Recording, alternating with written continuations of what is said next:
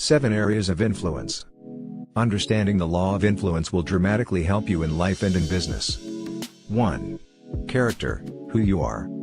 2. Relationships, who you know. 3. Knowledge, what you know. 4. Intuition, what you feel. 5. Experience, where you've been. 6. Past success, what you've done. 7. Ability, what you can do. As a leader, where do you rate on these 7 areas of influence? 1 to 10.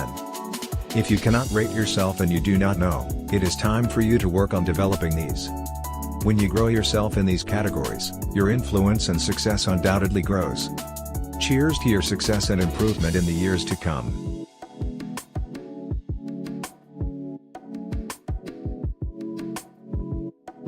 Any further question about this, and if you are still confused, please feel free to click the link below.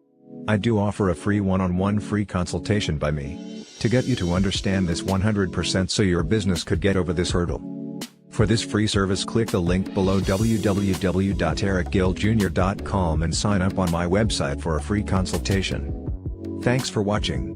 Don't forget to like, share, and subscribe to my channel Residual Knowledge TV. See you soon.